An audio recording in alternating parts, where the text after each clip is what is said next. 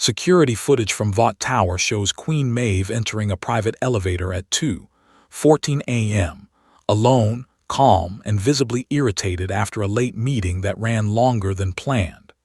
The camera inside the elevator never glitches, never cuts, and never shows anything unusual as the doors close and the car descends toward a restricted sublevel.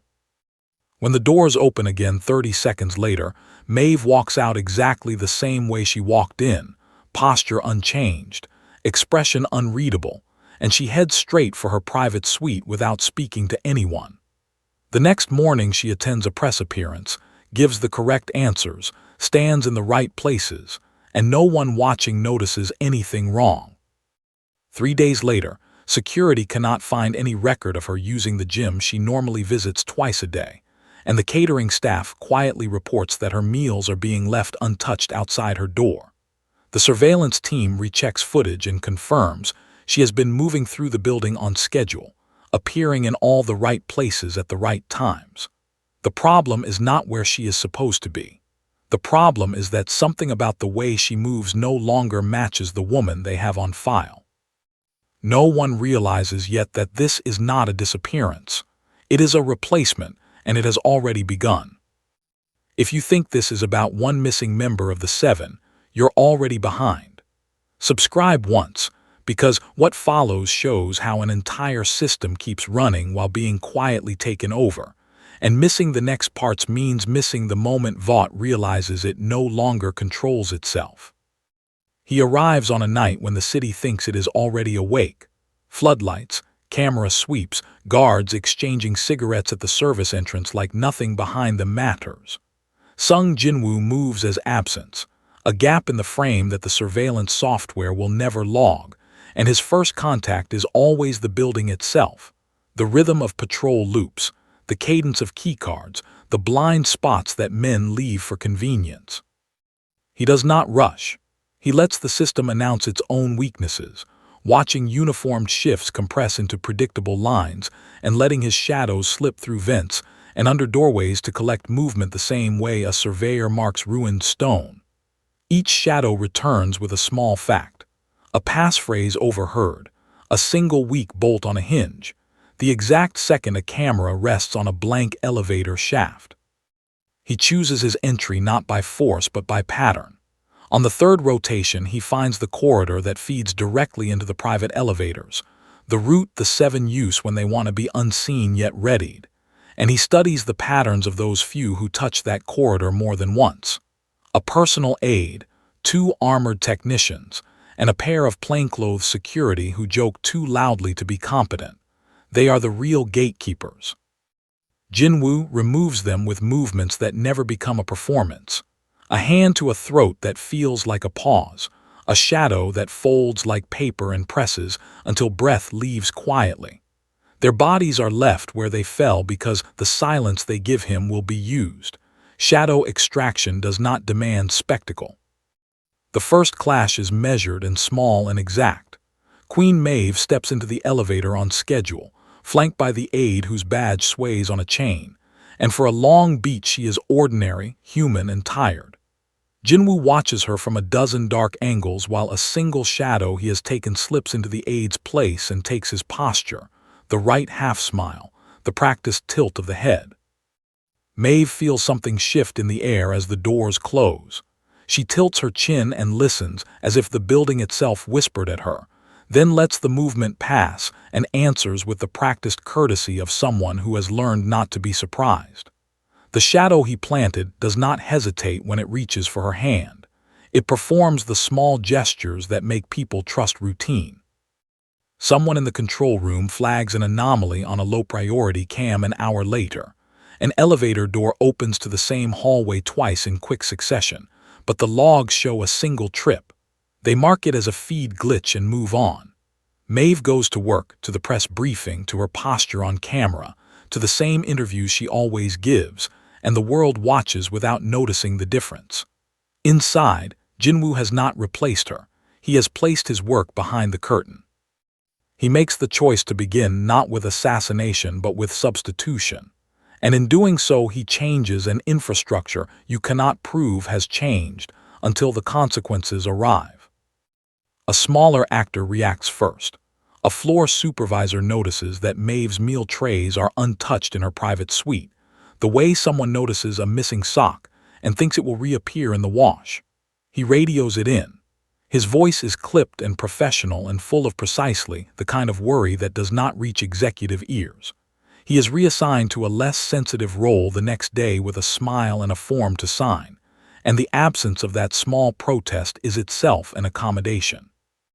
Jin-Woo watches the domino settle.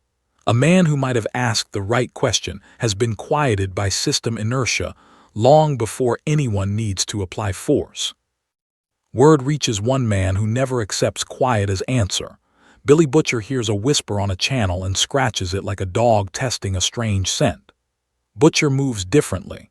Where Jin-Woo is shadow and absence, Butcher is abrasion, friction, and accusation. He sticks his nose into the edges of Vaught's operations because he understands that companies hide things the same way criminals hide bodies. He sees the reports about the elevator detail and the untouched trays, and he files them away as a line item in a list of things to worry about. He does not know what he will find, only that he will find something. Above all of it, Homelander registers a wrongness as a pressure on the world's surface, the kind of sensation that makes him glance toward a particular block without knowing why. He cannot name it. There is no form to grab, but his chest tightens as if a subtle shift in authority has passed him by. When he focuses and feels nothing conventional, no heat spike, no signature on the scans, the wrongness becomes personal. He moves through half the city with eyes like searchlights, and everywhere he looks people look the way they always do. The difference is not in what he sees, it is in what he cannot see. The real escalation is quieter than a firefight. Jin-Woo does not topple the Seven with a public brawl. He begins by replacing their peripheries, the technicians who calibrate suits, the aides who schedule appearances, the drivers who log routes. Each substitution is performed with the same economy: a life taken, a shadow forged, a seat filled. The replacements keep the performances intact because they are meant to, and the system keeps streaming because visibility is its own argument for truth. For now the change is a single altered heartbeat that the building does not recognize as alien. But the effect ripples outward. A guard who was meant to catch small inconsistencies no longer notices them, because his behavior has been smoothed by a shadow's obedience.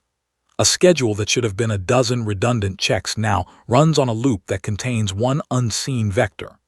Maeve continues her public duties with perfect timing and a tiny growing stiffness no camera can read, and Homelander's unease sharpens into a tension that feels like a coming storm. Jin-Woo does not press. He widens the gap between notice and consequence until the machinery that protects the Seven thinks it is still intact. He steps back then, not to hide, but to watch the first pieces fall into place. Shadows he has scattered anchor themselves where guards once stood, where technicians once calibrated, where aides once whispered contingency plans. Each shadow reports back with small observations that build into a map of habits, and that map is the one thing Homelander cannot burn away: the pattern of living. Jin-Woo's first clash has been a test of silence and substitution, and the small victory is that no one has yet named it as an attack. The cost, unseen by most, is already real enough to later demand answers that cannot be taken back. Something else moves now, an engine of curiosity in a man who is used to breaking things open, and the first piece of a response is already starting. The wrongness will be chased by those who can sense it and dismissed by those who cannot, and the invisible work that began tonight will either be discovered or it will become part of the new normal. Either way, somebody is about to learn that absence can be weaponized. The ceiling above the lab tears open without warning, and a figure drops through the debris in a column of dust and broken steel, landing upright as if he had stepped out of a different scene entirely. Homelander lands with practiced motion, cape settling behind him while his eyes rake the corridor for the source of the disturbance he felt as a pressure along the city's skin.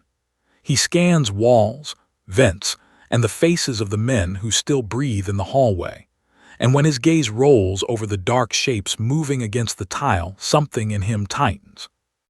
He is used to being the first, the loudest, the final voice in any room that matters, and the corridor answers him with bodies and cracked concrete and a hum of alarms that have begun to sync themselves to a different tempo. For a moment, the two of them simply measure the space between them. Homelander with the expectation of a decisive solution, and the man on the other side of that expectation standing still as absence, unhurried and exact. Jin-Woo does not rise to spectacle. He catalogues it, letting the building speak first and only answering with calculated corrections. Shadows that have been seeded through vents and under floor grates return with frictionless impressions of heat and weight, and he relocates a single scout to the ceiling above Homelander, so that presence and motion can be read from several angles at once. When the first heat vision lashes the corridor, Jin-Woo is already elsewhere, a shadow slipping through a seam in the wall and reappearing along the ceiling where the beam will pass harmlessly through blown tile, while a minute correction of ruler's authority bends the trajectory of a falling support so it spares a line of bodies. He never matches strength with strength. He rearranges vectors, pivots momentum, and turns force into a tool that collapses against itself. And every adjustment he makes is surgical because what he cannot afford is noise that draws attention to the wrong place. Homelander responds the way his power has always taught him to, with escalation and certainty, missing how his certainty becomes the lever Jin-Woo uses to reshape the fight. He spins and lashes out, heat bursting in a crimson ribbon that carves molten channels through steel and tile, and the corridor becomes a furnace with shards of ceiling and sparks raining down like a second storm. Jin-Woo steps where Homelander is not, appearing behind a pillar a fraction of a second before the blast reaches it. His touch is light, and the force he applies redirects Homelander's kinetic sweep into a dented support column that collapses inward with a moan. Each time Homelander seeks the man he felt, he finds instead a disturbance, a shadow that dissolves, a corridor echoing with the memory of a body that had been there a moment ago. The result is structural failure that no sensor can parse as anything but collateral damage, and the alarms switch from internal diagnostics to full system panic. In the command center, technicians try to read what their monitors cannot translate, watching feeds with the kind of professional calm that is already breaking into something else when heat signatures begin to jump across floors in ways no hand can explain. Vaught's response protocol moves in rhythms practiced for scandal, but not for absence. Legal counsels are alerted, executive phones light up, and a terse suggestion, "Call in the 7" flickers through the chain of command. Billy Butcher sees the snippets that leak to channels he favors and feels a hunger that is almost gratitude. His instincts tell him someone is making a mess of Vaught's neat little edifice from inside, and he smells opportunity in every misfiled report and overwritten log. None of those institutional moves are fast enough to arrest the momentum now. Orders circulate, teams mobilize, and the machinery built to control the narrative has already taken on the shape of the problem it hoped to hide. The real rupture comes when containment fails below them, a door meant to hold an experiment cracking under silent pressure, and a captive being forced into a corridor by its own panic. The reinforced blast door groans, bolts shearing with a sound like a bridge being unpicked, and the moment the seal tears, the lab's organized dread becomes a violent, chaotic motion that everything from sensors to human reflexes misreads. A creature neither wholly human nor wholly design explodes through the fracture, its veins poolsing with the blue compound the lab ran on, and it tests the world with blind, reactionary force that shoves concrete and people around like toys. Jin-Woo watches in the same stillness he uses to read a map. He moves not to dominate the creature but to displace it, sliding shadows to the flanks and directing its blind fury away from the child still strapped to a chair. The thing's first charge cracks a tile deeper than its weight should permit, and the shock sends a cloud of dust and debris into the fluorescence, turning sensible corridors into a shifting haze. Jin-Woo uses the chaos to his advantage, letting the shadows he has extracted move like extensions of his senses, slipping limbs between ribs and joints to slow motion enough for his ruler's authority to act as a precise instrument rather than a blunt cage. He learns the creature's rhythm in the same way he studies a dungeon's trap. Watch the weight distribution, note where strength lacks coordination, and apply a correction that ends the motion without turning the room into a spectacle of blood. When he finally places his hand on the creature and ends its movement with a controlled strike, the corridor goes quiet in a way that does not mean safety so much as a new kind of danger. Nothing here will return to its original function.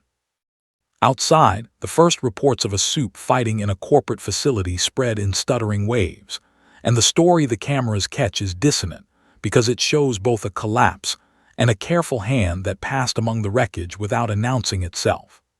Homelander's search becomes more frantic as his own explosions of force fail to net the man who has been shaping the fight, and his frustration grows into an anger that looks more dangerous than his earlier confidence. Vought scrambles to isolate the footage, to begin a narrative that can be managed, but the live feeds are already being rerouted through independent channels. By the time executives write press statements, a dozen different versions will be circulating, and none of them will account for the small decisions that move the night from contained to compromised. Jin-Woo does not run from the noise. He steps through it, placing the unconscious child into his arms and ordering his shadows to withdraw civilians and first responders from corridors about to fail. The movement is hidden in details. A shadow nudging a knee, a hand guided toward an exit, a falling slab held just long enough for a group to pass beneath it before it crashes harmlessly into a cleared space. His priorities are simple and surgical because his work is not to create a spectacle of heroism, but to end the architecture that allowed the danger to exist. Still, the damage already done reaches beyond the immediate cameras capture broken containment. Tongues in the press echo words the executives never wanted used out loud, and a public that had been kept ignorant is beginning to receive pieces of a pattern that will not stitch neatly. Homelander's return is not the controlled answer Vought wanted. He rips through walls later with a fury that makes structure itself cry for mercy, and the building begins to fail in ways that cannot be reversed with neat memos. Jin-Woo watches the pattern of collapse and chooses to turn the attention again, allowing Homelander to find emptiness where he expected a fight while using the distraction to move deeper, to the blast door that now hums with a power he recognizes as deliberately withheld. The next separation of structure from order is already beginning, bolts shearing, seals lifting, and a hum that tells Jin-Woo everything the room is meant to hide. By the time military and Vought reinforcements consolidate a perimeter and live transmissions, stitch a chaotic mosaic of lights and sirens, the incident has become audible in every channel that matters. What was once a contained lab emergency has now spilled into the city. Analysts in command vehicles argue about soup signatures and impossible heat maps, while pilots reposition for a response that keeps getting outrun by events, and maps that were drawn for rescue begin to be rewritten for confrontation. The escalation is irreversible because the infrastructure that was supposed to hide their work has been exposed, and exposure demands a response that will not be neat. The street outside pulses with corded commands and the intermittent strobe of newslight when a final, simple fact presses itself into the scene. The fight inside has already moved below the level anyone thought to guard, and the blast door that was supposed to keep the worst contained has failed, not by a single obvious blow, but by a series of small failures and precise interventions that point to intent. Homelander hovers above a ruined corridor and sees the man who is not playing the world's game walking away with a child in his arms, and Vought sees entire systems of control crumble in live fragments, while soldiers prepare for orders they hope never to get. The real confrontation has already happened, and its consequences are unspooling down every channel. What comes next will not be a cleanup, but a war on the architecture that built the problem in the first place. Orning does not bring clarity to Vought Tower. It brings a quiet, coordinated effort to pretend the night never happened. Floors that should be filled with chatter carry only the low hum of ventilation and the muted shuffle of legal teams moving between conference rooms with tablets pressed to their chests. Internal memos circulate with precise language about isolated facility malfunction and temporary communication irregularities, and every department receives instructions that sound less like guidance and more like rehearsed denial. The building continues its routines flawlessly, which is exactly what makes the tension inside it feel unnatural. In a conference room overlooking the city, senior executives replay camera feeds that no longer align with the reports filed by their own security. They watch Queen Maeve exit an elevator twice within the same time stamp, observe a maintenance crew that never appears on the access logs, and stare at frames where men are present in 1 second and gone the next without any clear transition. Someone suggests corrupted data. Someone else suggests sabotage. No one says what is obvious. The system is still running, but it is no longer being operated by the same hands. Sung Jin-Woo stands in a service corridor 3 floors below them, unseen, observing the same building from the inside. His shadows occupy the places that once belonged to assistants, technicians, and guards, performing their tasks with perfect imitation and silent obedience. They do not disrupt the rhythm of Vought, they preserve it. He has not come to collapse the structure. He has come to replace the parts that allow it to function without realizing it has changed. One of those parts walks into a studio that morning with a familiar stride. Queen Maeve attends a live interview, sits under hot lights, and answers questions with the same reserved irritation viewers expect from her. The cameras love her. The host jokes nervously about last night's small hiccup at a Vought site, and Maeve deflects it with a practiced line that buys the company time. No one watching the broadcast notices the microscopic difference in how she holds her shoulders, the fractional delay in her eye movement before answering, or the absence of the restless energy that usually leaks through her composure. Homelander notices. He watches the interview from a private lounge and tilts his head slightly, eyes narrowing at a detail he cannot articulate. It is not what Maeve says. It is how she occupies the space between words, as if the timing is slightly too perfect.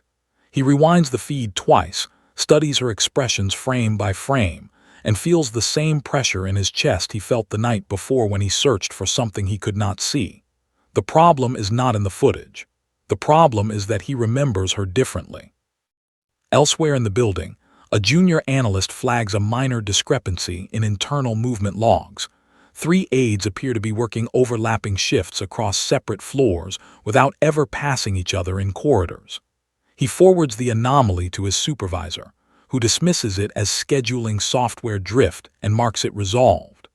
The analyst stares at the screen longer than necessary, then closes the file and returns to his tasks. The shadow sitting 2 desks away watches him carefully, memorizing the habit of a man who might ask the right question twice. Billy Butcher is the first outsider to recognize that something is fundamentally wrong. He has contacts buried in Vaught's lower levels, and the whispers he receives do not line up with the sanitized press statements. Security teams being reassigned without explanation. Technicians transferred overnight to departments that do not match their skills. A strange calm settling over floors that should be buzzing with panic after a major incident. Butcher does not know what this pattern means yet, only that it smells like someone else has gotten inside before him.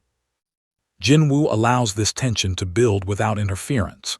His shadows relay the movement of every executive, every guard rotation, every data request, and he learns how the building breathes under stress. He does not target Homelander. He does not challenge the 7. Instead, he widens his control quietly, replacing a data archivist, then a security scheduler, then a personal driver who logs the team's daily routes. Each replacement is invisible, because each role is meant to be invisible in the first place. The corporate response intensifies in ways that accidentally help him. Vought initiates internal lockdown protocols that restrict cross-department access and centralize decision-making through a handful of executive channels. By narrowing the pathways of information, they make it easier for Jin-Woo's network of shadows to monitor everything that matters. Reports now pass through fewer hands, and many of those hands no longer belong to the people Vought hired.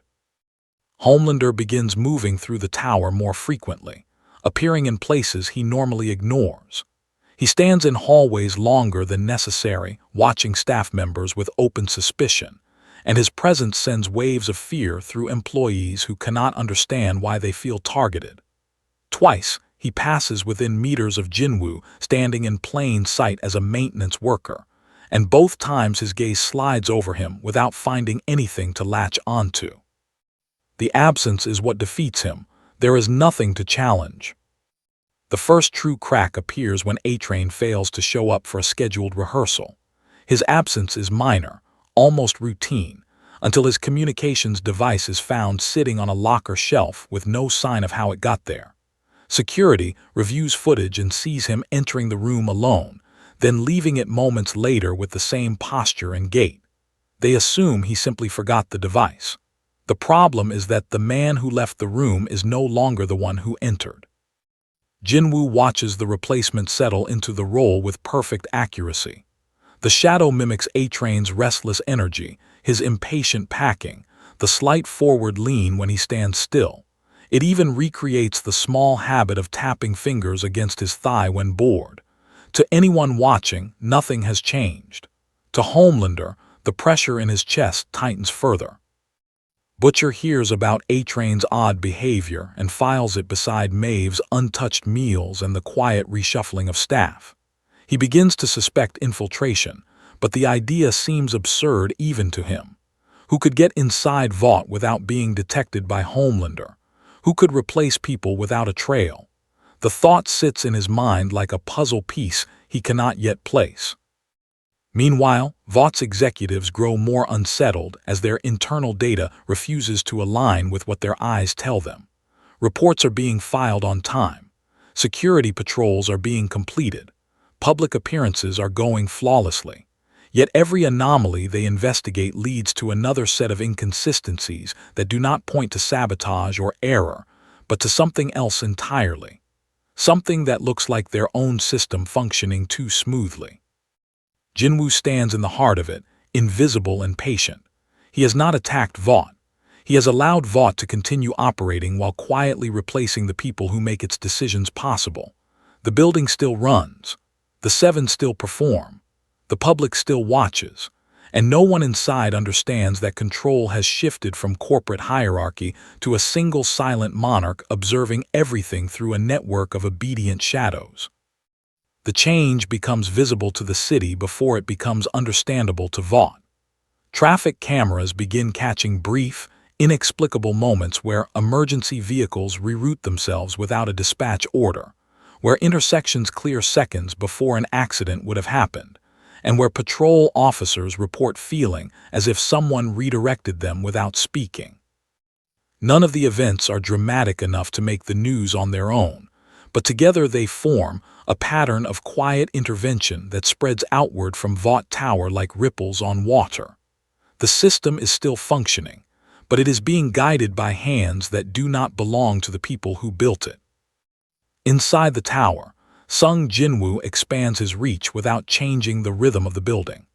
Shadows that once occupied only interior roles begin slipping into the city through delivery drivers, private security escorts, and logistics contractors who move between Vought and the streets every day.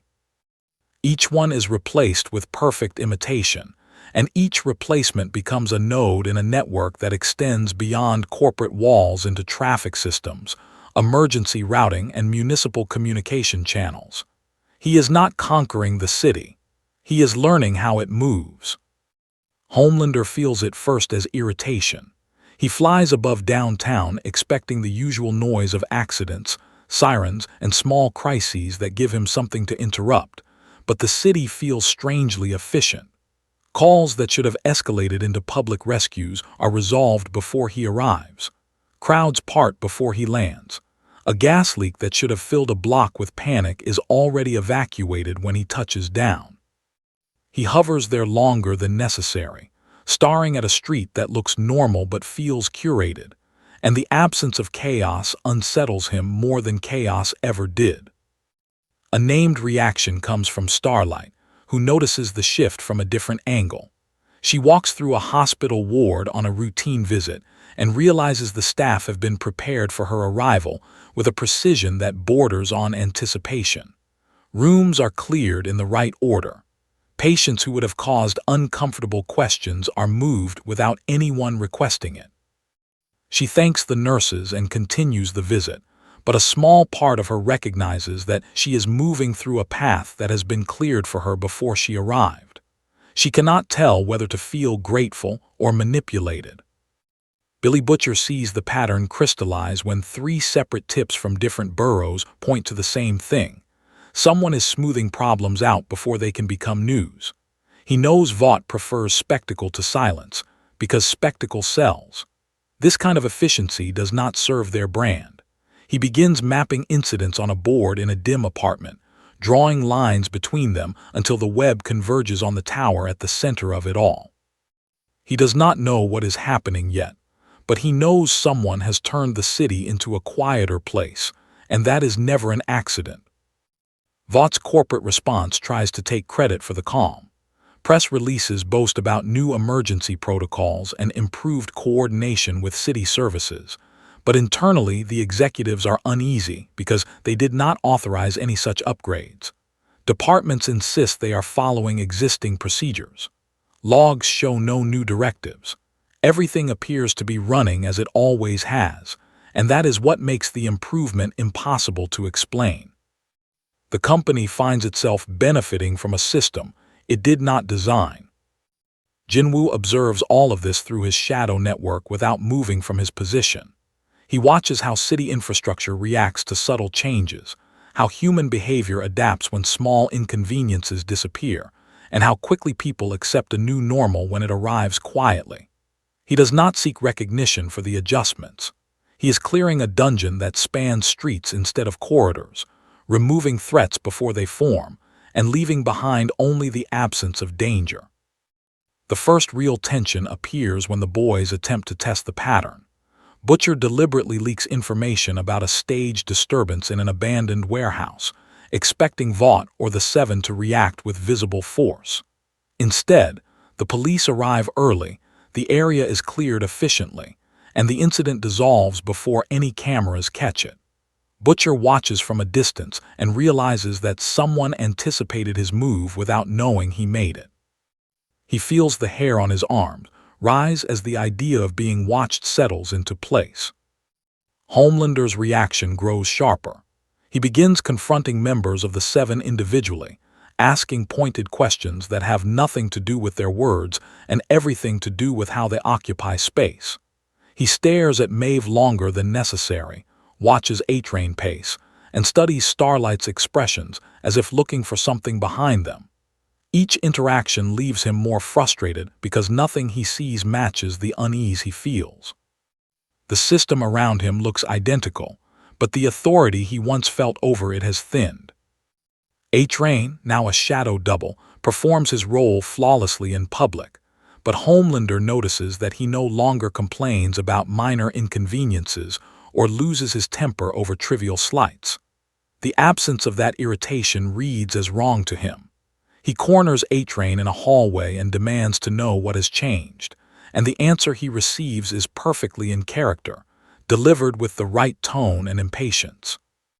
Homelander walks away unsatisfied, feeling as if he has argued with a recording rather than a person. Vought's executives respond by tightening internal surveillance, increasing audits, and cross-checking logs that all confirm the same thing: nothing is out of place. The more they look, the more the system appears flawless. That perfection becomes its own source of anxiety. Meetings stretch longer. Legal teams remain on standby. The company begins preparing contingency plans for a threat they cannot define. Jin-Woo allows the tension to expand without interference. He has replaced enough positions that the city now moves with his quiet influence, and the absence of visible conflict becomes the conflict itself. People feel watched without seeing watchers. Problems dissolve before they can be acknowledged. Authority shifts from loud intervention to silent correction, and no one can point to the moment it happened. By the time night falls, the city has settled into a rhythm that feels smoother than it should, and the people who live in it begin to accept that as normal. Homelander hovers above a skyline that no longer demands his presence. Starlight questions a comfort she cannot explain, and Butcher pins another string on his board, convinced that something has taken root inside Vought that is spreading outward. None of them realize that the spread is already complete. The shift stops being local the moment other cities begin reporting the same quiet efficiency without knowing why. Emergency response times drop in Chicago, Los Angeles, and Atlanta within the same week, and municipal departments attribute the improvement to internal optimization that no one can actually trace back to a new policy. Vaught's regional offices quietly congratulate themselves for influence they did not exert, while analysts in federal agencies start noticing patterns in infrastructure data that feel too synchronized to be coincidence. Something is adjusting systems at scale, and it is doing so without leaving a digital fingerprint. Inside Vought Tower, Sung Jin-Woo extends his shadow network through corporate supply chains that reach far beyond the city. Delivery contractors, maintenance crews, and private security escorts move between states every day, and each one carries a shadow that observes and relays information without detection. Jin-Woo does not need to travel to expand his reach. The world is coming to him through the people who believe they are simply doing their jobs, and every new node becomes another vantage point in a network that now spans the country. The reaction comes from a named figure outside Vaught's immediate orbit when a federal logistics coordinator flags an anomaly. Entire stretches of highway traffic seem to adjust organically during emergencies, opening lanes before police can set up blockades and clearing routes before instructions are issued.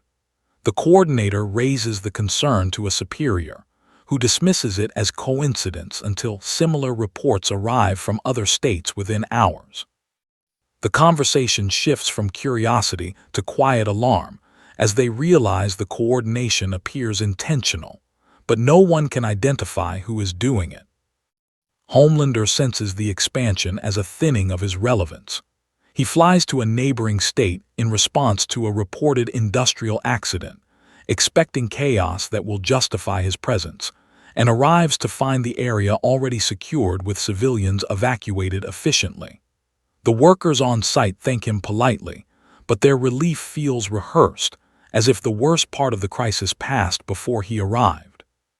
He looks around for cameras that are not there, and wonders who is orchestrating events that used to revolve around him. Starlight experiences the shift differently when she attends a charity event out of state. The crowd flow, the security placement, and even the timing of speeches seems subtly optimized to prevent incidents before they can happen. She catches herself feeling grateful for how smoothly everything unfolds, then pauses as she realizes she did not ask for this kind of preparation. The idea that someone is shaping environments around her without her knowledge makes her uneasy, and she begins to pay attention to small details she used to ignore. Billy Butcher's board fills faster now as reports from different cities mirror the same pattern he saw in New York. He recognizes that this is no longer a localized anomaly, but something systemic, and the scale of it makes him uncomfortable in a way Vaught's usual crimes never did. He is used to fighting a corporation that acts loudly and selfishly, but this feels like an invisible hand smoothing the world into a shape he cannot anticipate. He realizes he is not chasing evidence of wrongdoing, but evidence of control. Vaught's corporate response becomes frantic behind closed doors. Executives convene emergency meetings with regional directors, demanding explanations for performance improvements they cannot account for. Data teams comb through system logs looking for unauthorized access or hidden directives, but everything checks out perfectly. The more they investigate, the more they realize that whatever is happening is not coming from their networks, which is somehow worse than if it were a hack. Jin-Woo observes the growing confusion without changing his pace. He allows the system to adapt to the subtle improvements while watching how quickly people accept the benefits without questioning the source. His shadows relay information from city to city, creating a map of human behavior that is more accurate than any surveillance program Vought ever built. He is not trying to dominate the country. He is learning how it functions when threats are removed quietly. The escalation becomes irreversible when a minor international incident is resolved before it can become a crisis. A cargo ship drifting toward a busy harbor is redirected safely hours before port authorities issue warnings, and the footage of the maneuver spreads across global news networks. Officials praise quick thinking from local responders who insist they did nothing unusual. Questions begin crossing borders as other nations wonder how such coordination happened without communication. A named reaction comes from a foreign intelligence analyst who notices the pattern emerging from the United States. She compiles reports of inexplicable efficiency across multiple sectors and presents them to her superiors, suggesting that an unseen force is shaping outcomes on a national scale. The suggestion sounds absurd in a formal briefing, but the data behind it is difficult to dismiss. For the first time, the phenomenon surrounding Vought's territory becomes a matter of international interest.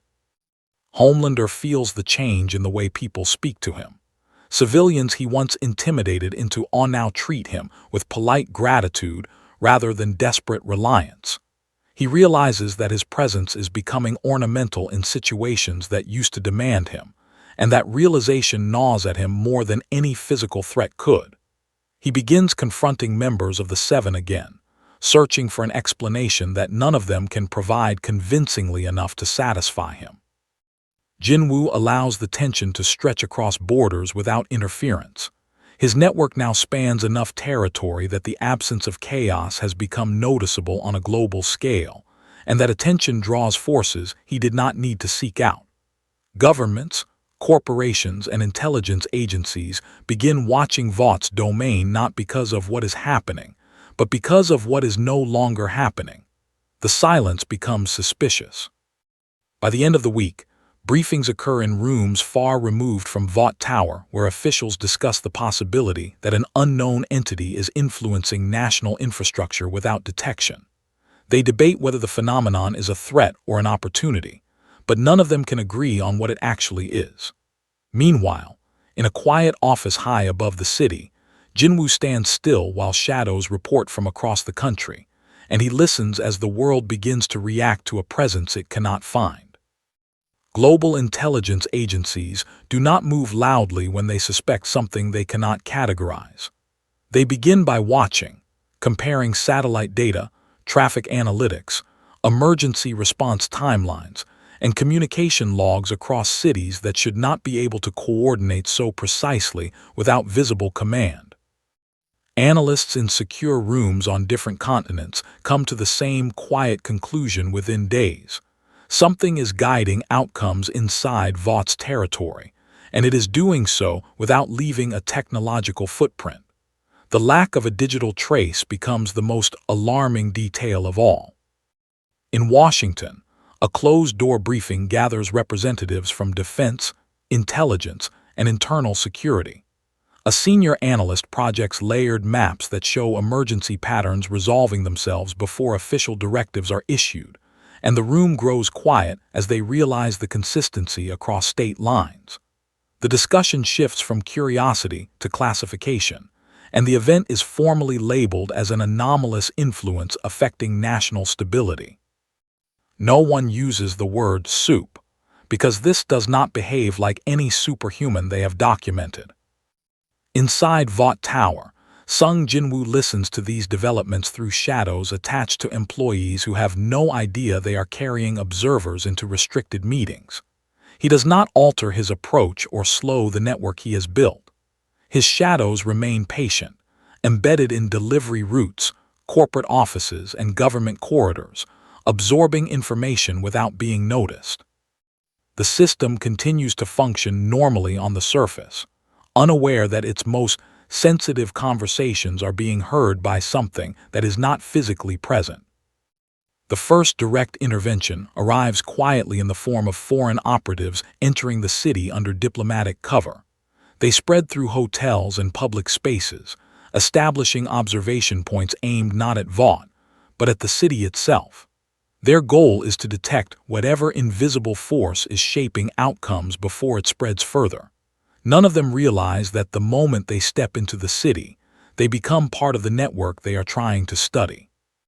A named reaction comes from Starlight when she notices unfamiliar faces in areas normally controlled by Vought security. She senses tension that does not fit the usual corporate paranoia and begins asking questions that no one answers clearly. The realization that outside powers are watching their territory unsettles her more than Vaught's secrets ever did. She starts to suspect that the problem is no longer internal. Homelander reacts differently when he overhears a fragment of a classified discussion between Vought executives and government liaisons. He hears phrases like containment, external observation, an unknown variable, and understands that he is not being consulted in decisions that affect his own domain. His pride flares into anger, but beneath it is a growing awareness that he is not at the center of this situation anymore. He begins searching the city again, not for enemies but for answers. Billy Butcher receives confirmation that foreign intelligence units are operating within the same neighborhoods where he has been tracking anomalies.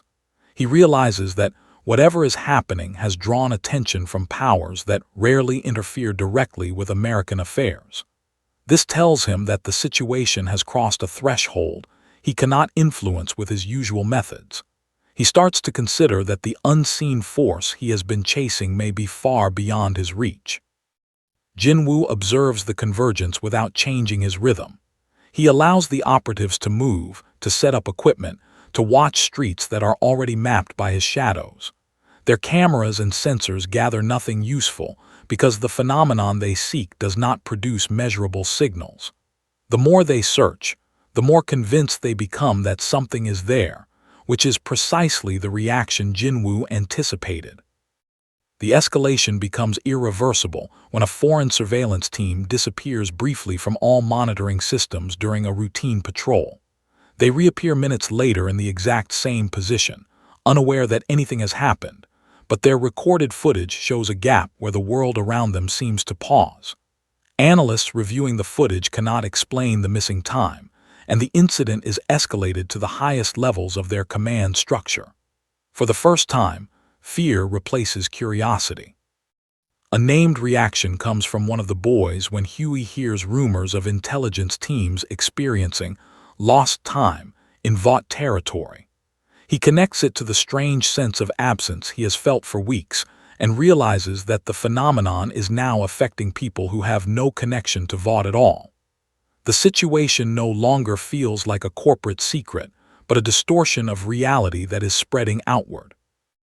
Vaught's corporate leadership panics quietly as they realize foreign governments are now involved. They attempt to regain control by increasing internal surveillance, but their efforts produce no new information. Every camera feed looks normal, every system log appears clean, and yet events continue to unfold with unnatural precision. The more they tighten their grip, the less control they seem to have. Jin-Woo's shadow network continues expanding across borders through the movement of people and information. Diplomats, analysts, and operatives carry shadows back to their home countries without knowing it, creating observation points far beyond the city. Jin-Woo now sees reactions forming in rooms he has never entered physically, watching global powers debate how to confront a presence they cannot locate. He does not interfere. He simply observes how far the ripples have spread. Homelander finally confronts Black Noir again, demanding answers that Noir cannot give without revealing what he himself barely understands. The conversation ends with Homelander more unsettled than before, realizing that even his closest allies are part of something he cannot grasp. His confidence erodes into suspicion that everyone around him is hiding something. By the end of the day, multiple governments classify the phenomenon as a potential strategic threat that must be addressed directly. Plans begin forming for coordinated action inside Vought's territory, involving assets and measures that have never been used in peacetime. None of them realize that every plan, every route, and every contingency is already known to the silent figure standing in an office high above the city. Jin-Woo watches the world prepare to confront him without knowing his name. His shadows relay the movement of forces across oceans and borders, and he measures the scale of what is coming with the same calm he used inside the lab weeks ago. This is no longer about replacing the Seven quietly. It is about how the world reacts when it realizes it has already been infiltrated. The attempt to expose the invisible controller does not begin with force, but with revelation. Multiple governments coordinate a joint disclosure strategy, planning to release synchronized reports that outline the anomalies observed across Vought's territory in hopes that public awareness will force the phenomenon into visibility. Analysts believe that if the world knows something is wrong, the source will be pressured into revealing itself through reaction. The plan depends on the assumption that whatever is behind the events behaves like a human intelligence that can be provoked. In newsrooms across the country, journalists receive leaked briefings detailing unexplained efficiency in emergency systems, gaps in surveillance footage, and the presence of foreign operatives investigating a shared mystery.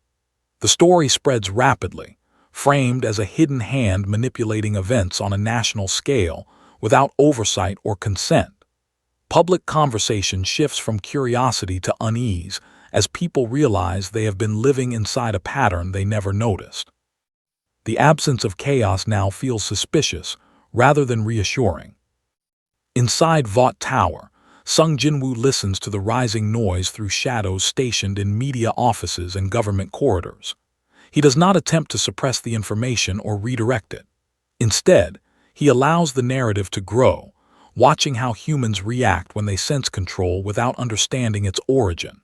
His shadows remain still, embedded in the same places, gathering the emotional response as carefully as they once gathered data.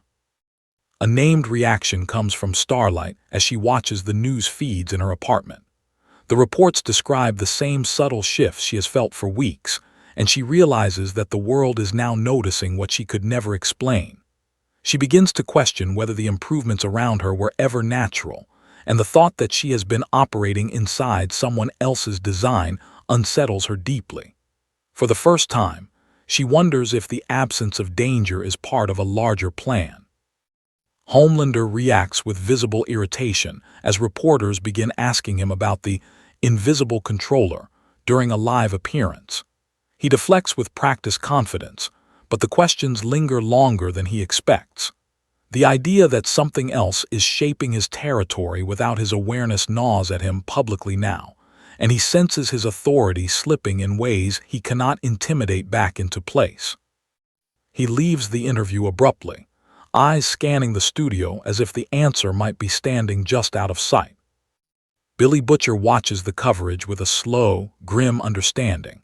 He recognizes that the world is finally noticing the same patterns he has been tracking, but he also knows that attention alone will not reveal the source.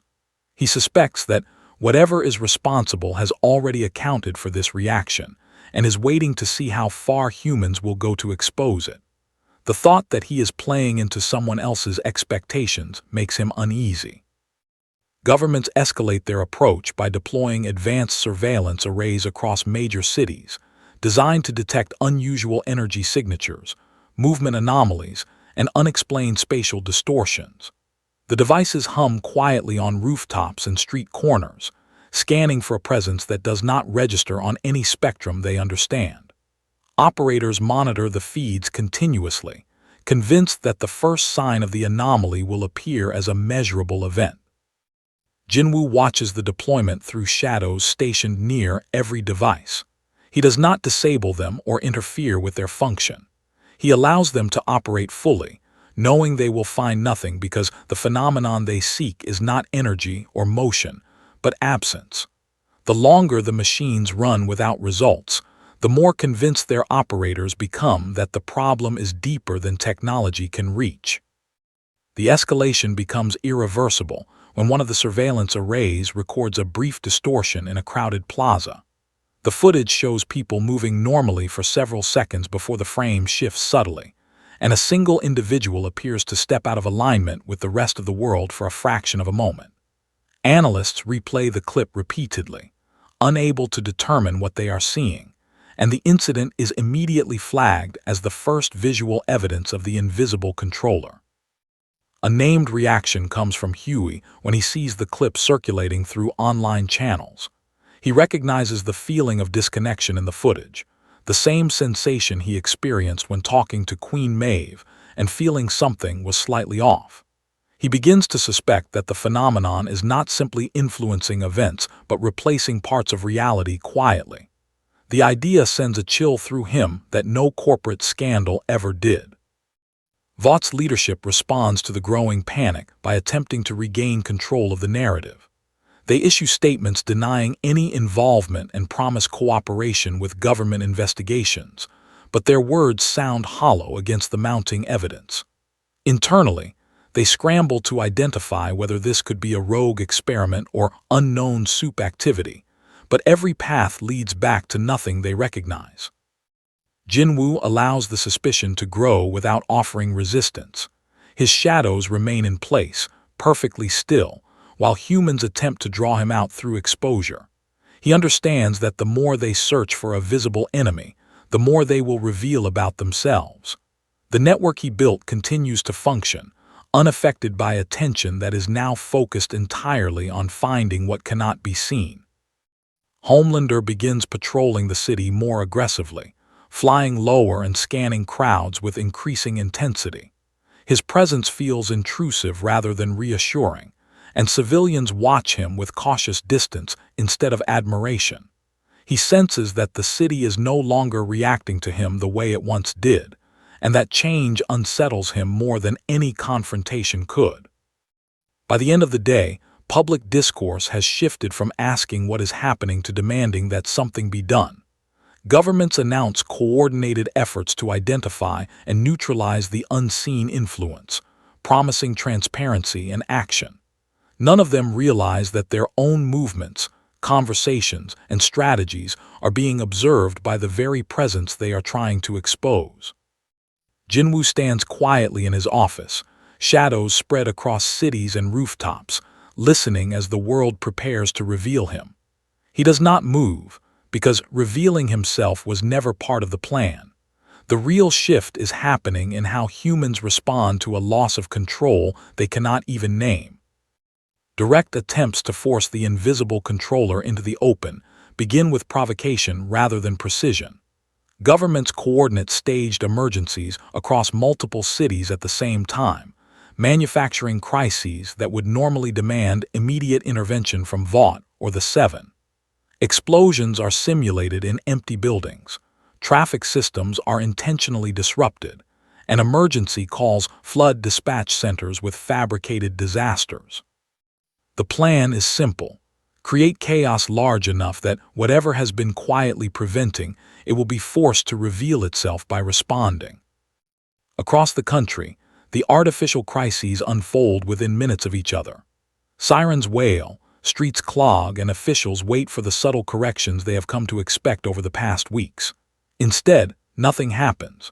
Traffic remains snarled, responders hesitate, and confusion spreads through control rooms as the usual invisible adjustments fail to occur.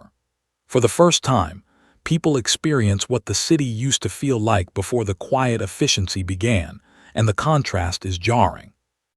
Inside Vought Tower, Sung Jin-Woo watches the staged events through his shadows without intervening. He recognizes the pattern immediately as an attempt to draw him out, and he chooses to do nothing. The absence of his influence becomes the most powerful response possible, because it reveals how dependent the system has become on a presence it never acknowledged. Humans begin to understand the scale of what had been quietly removed from their lives. A named reaction comes from Starlight when she sees footage of a freeway gridlocked for hours after a simulated accident. She realizes with a start that this is how the city used to function, and the realization makes her uneasy. The smoothness she grew accustomed to was not normal after all, and she feels as if something essential has been withdrawn without warning. The discomfort lingers longer than she expects. Homelander reacts with frustration as he is called to multiple fake emergencies in rapid succession. He flies from site to site expecting intervention that never comes, forced to manage situations manually that used to resolve themselves before he arrived. The effort exhausts him in a way he cannot explain, and he begins to sense that someone is deliberately withholding the unseen assistance that had been shaping his world. He grows angrier with each response.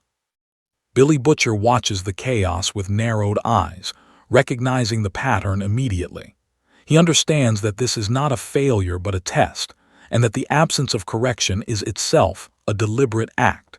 He begins to suspect that the invisible force has chosen to let the world feel what it was like before, and that this choice is meant to teach rather than hide. The realization makes him more cautious than ever. Government analysts panic as the staged crises spiral into real disruptions. Hospitals become overwhelmed, traffic accidents multiply, and emergency teams struggle to regain control of situations they expected to resolve quickly. The lack of invisible guidance exposes how much they had come to rely on something they never understood. What was meant to provoke a reaction instead reveals a dependency. Jin-Woo observes the consequences without emotion. He watches how quickly human systems falter when left to operate alone, and how the absence of quiet correction amplifies small problems into visible crises. His shadows remain in place, gathering information while the world scrambles to adapt. He does not step in, because this lesson is more valuable than any intervention.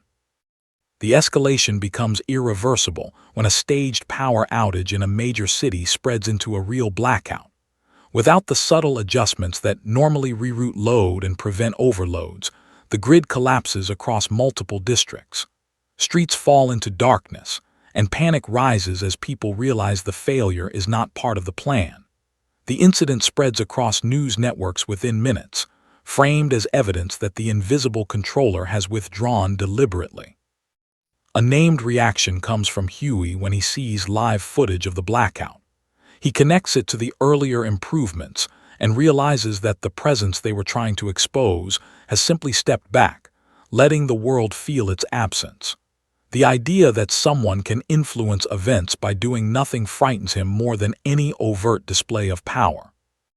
Vought attempts to capitalize on the situation by offering assistance through the Seven, but their efforts feel insufficient compared to what people had experienced before. Civilians begin to question why things feel worse now that authorities are actively responding. The contrast between visible action and invisible correction becomes painfully clear. Jin-Woo stands still in his office as shadows report the spreading unrest. He understands that the world is beginning to recognize the difference between intervention and control, and that recognition changes how they will react moving forward. The attempt to force him into the open has instead forced humanity to confront how much it depended on him without knowing it. Homelander ends the day hovering above a darkened city block, watching emergency vehicles struggle through traffic that refuses to clear. He feels the weight of responsibility pressing down in a way he has never experienced, because the unseen assistance he once ignored is no longer there. For the first time, he wonders if the invisible presence was helping him rather than challenging him. The realization that the world has become dependent on an unseen presence does not calm governments. It frightens them into escalation. Emergency meetings convene across continents where leaders agree that allowing an unknown force to shape infrastructure without oversight is an unacceptable vulnerability. The decision is made to treat the phenomenon as a strategic threat that must be countered directly, even if the cost is severe. Plans that were once theoretical begin moving into active deployment. Across major cities, experimental countermeasure units are transported under heavy guard to rooftops and control centers. These devices are designed to disrupt spatial anomalies, distort environmental stability, and force hidden influences into measurable form. Engineers activate them with cautious precision, believing the disturbances will expose the source of the invisible control. The air in affected districts begins to feel heavier, subtly distorted, as the devices hum to life. Inside Vought Tower, Sung Jin-Woo feels the pressure immediately through his shadows. The distortions ripple across the network, making movement between positions more difficult and compressing the spaces his shadows occupy. He does not resist at first. He studies the pattern of interference, measuring how the devices alter the environment and how far their influence spreads. This is no longer a provocation. It is an attempt to reshape reality enough to force him into visibility. A named reaction comes from Starlight when she walks through a street where one of the devices has activated. She feels a faint dizziness, as if the world has become slightly misaligned, and she watches civilians react with similar discomfort. The environment itself feels wrong, and she realizes that whatever authorities are doing to counter the invisible presence is affecting everyone indiscriminately. Fear begins replacing curiosity. Homelander experiences the change as resistance in the air. Flying becomes harder, as if unseen currents are pushing back against him, and he senses that something external is altering the space he moves through. He looks toward the rooftops where the devices hum and understands that humans are trying to fight an enemy they cannot see by changing the battlefield itself. The realization unsettles him deeply. Billy Butcher hears about the new countermeasures through underground channels and recognizes the desperation behind them. He understands that this is not a calculated response, but a gamble that could harm civilians as much as the intended target. The idea that governments are willing to distort entire city blocks to flush out an unseen presence confirms how far the situation has escalated. Jin-Woo begins adjusting his shadows carefully, relocating them away from the most intense distortions and reinforcing positions where the pressure is lighter. He does not attempt to shut the devices down.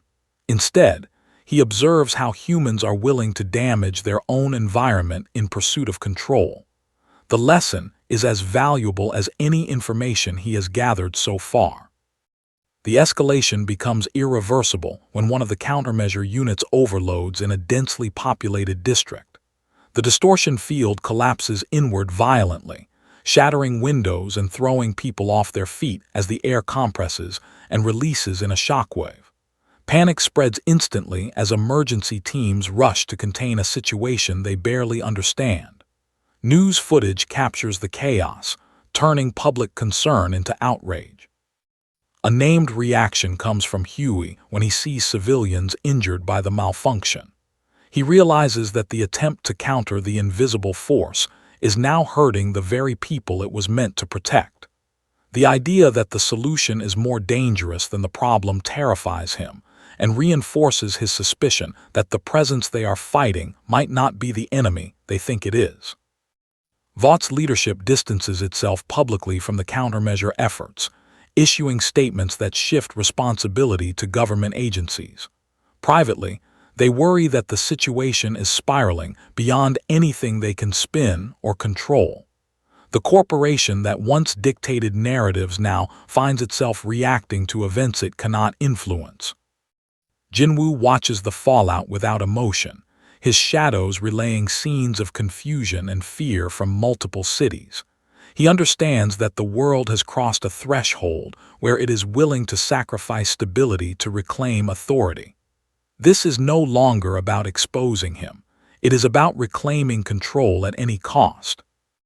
Homelander hovers above a district where the distortion devices have been activated, watching civilians struggle to move through streets that feel subtly warped.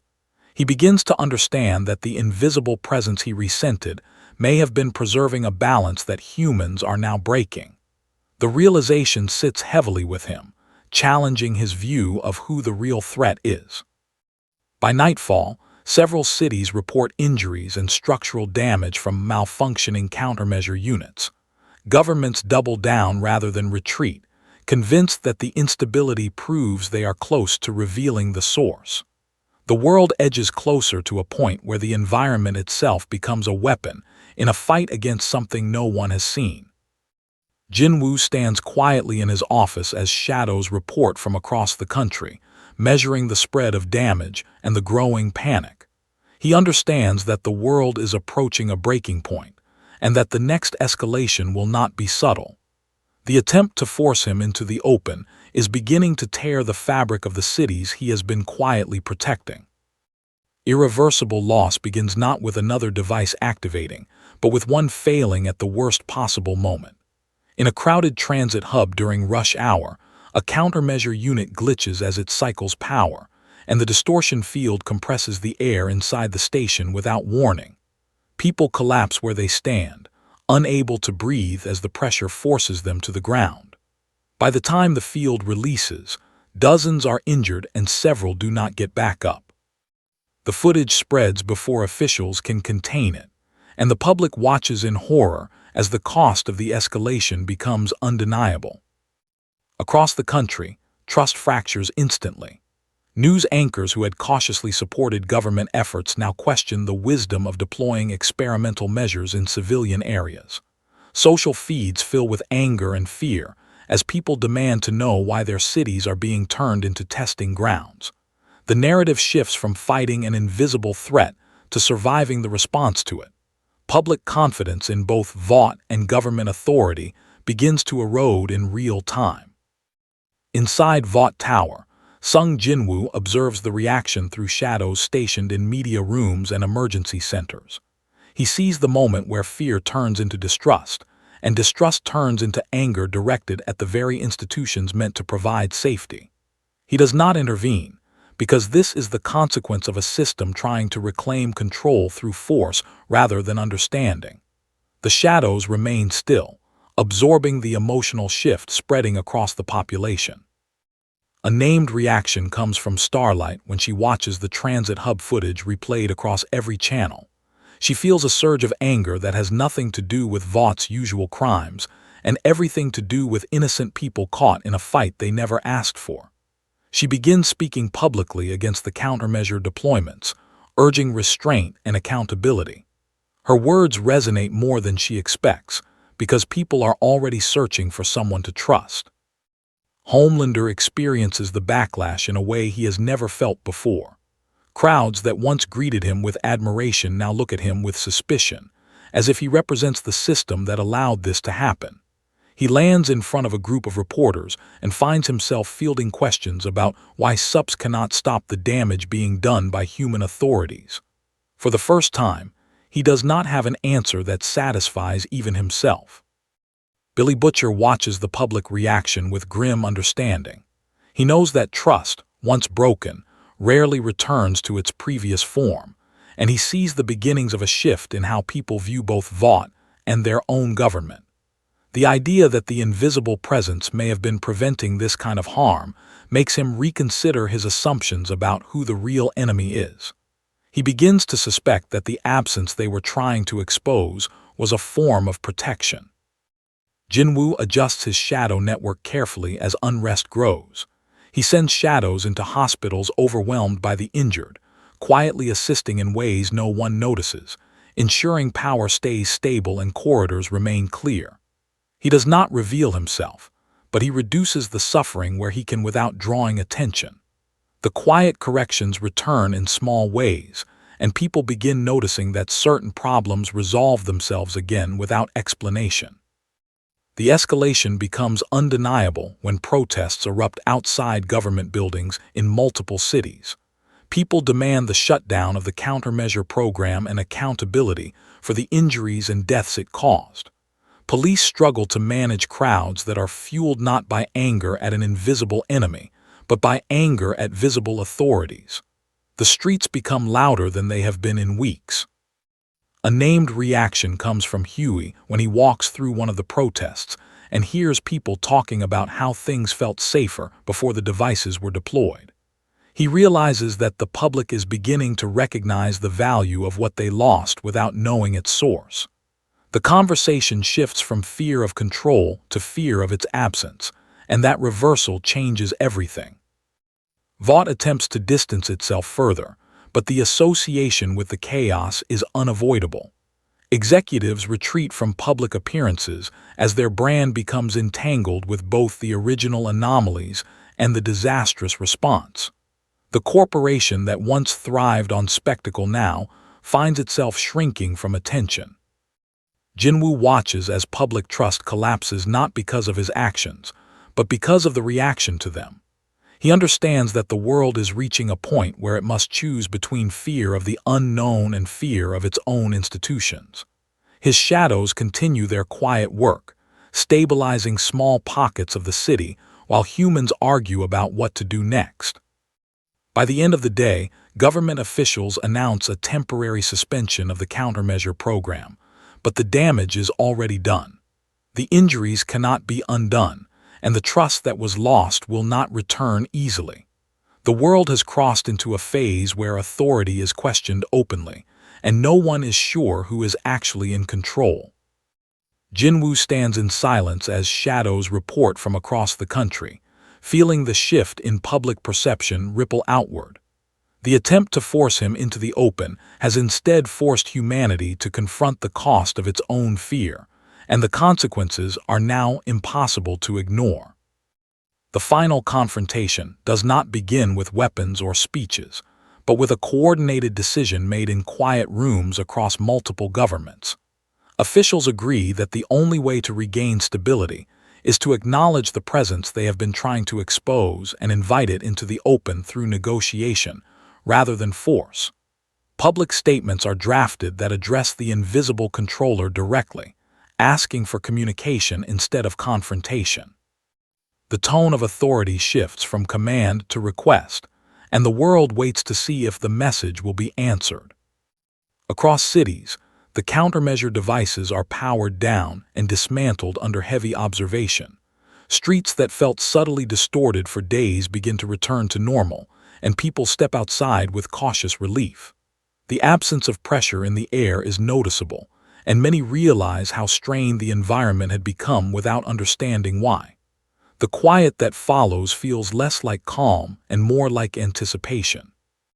Inside Vought Tower, Sung Jin-Woo listens to the broadcasts through shadows stationed in newsrooms and government offices. He hears leaders acknowledge that something has been guiding events for weeks, and that attempts to fight it caused more harm than the phenomenon itself. He does not move immediately. He observes how humans speak when they no longer believe they are in control. A named reaction comes from Starlight as she watches the address from her apartment. She feels a strange mixture of hope and uncertainty, realizing that the world is now speaking to something it cannot see with a level of humility she has never witnessed before. The shift from denial to acceptance resonates with her more than any heroic speech she has heard in her career.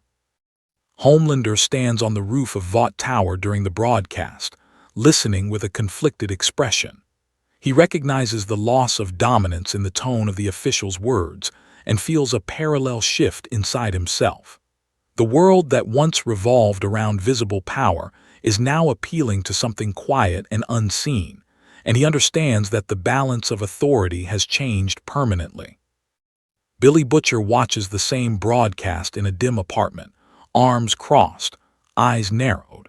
He never imagined a day when governments would ask politely for an unseen force to reveal itself, but the sincerity in their voices makes him realize how desperate the situation has become. He begins to suspect that the presence they are addressing has already decided what to do long before this moment. Jin-Woo steps out of his office for the first time in days and walks through the tower without using shadows to conceal himself. Employees who pass him do not recognize him, but they feel an inexplicable stillness as he moves by. He exits the building and steps into the open street, where cameras and drones are waiting in hopes of capturing any sign of the invisible influence. He stands there calmly, making no attempt to hide. The escalation reaches its peak when the first live feeds capture him clearly for the world to see. A single figure standing in the middle of a quiet street, unmoving, surrounded by a city that feels unusually calm. Analysts scramble to identify him, reporters speak in hushed tones, and social feeds explode with speculation. For the first time, the invisible presence has a visible form. A named reaction comes from Huey when he sees the image appear on every screen. He recognizes the stillness in the figure's posture and feels a strange sense of familiarity, as if he has been aware of this person for weeks without knowing it. The realization that the invisible control had a human face all along unsettles him deeply. Homelander descends slowly from the rooftop and lands a short distance away from Jin-Woo. He does not posture or threaten. He simply stands there, looking at the man who reshaped his world without ever confronting him directly. The moment carries more weight than any fight they could have had. Jin-Woo does not speak. He allows the cameras to record his presence while his shadows remain hidden, spread across the city in their usual positions. He does not announce himself or claim responsibility.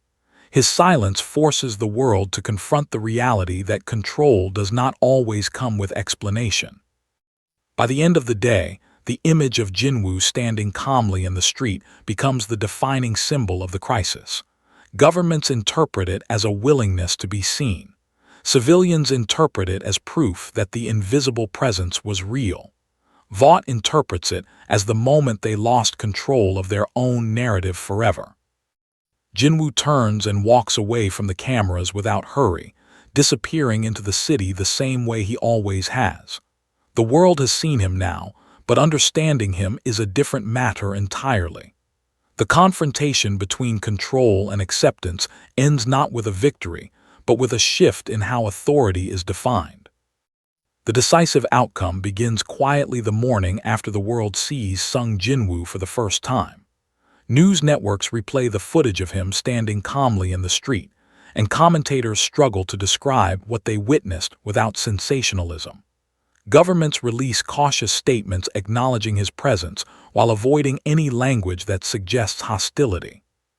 The tone across every platform is careful, almost reverent, as if speaking too loudly might disturb something that has already proven it does not need to announce itself. Inside Vought Tower, executives sit in silence as reports flood in from every department. Stock prices drop, sponsorships pause, and partners begin distancing themselves from a company that now looks small against the scale of recent events. The corporation that once controlled narratives finds itself reacting to a world that no longer trusts it to lead. Meetings that used to be about strategy become discussions about survival. Sung Jin-Woo moves through the city without using his shadows to conceal himself anymore. People notice him in passing but cannot explain why they feel calmer when he is nearby.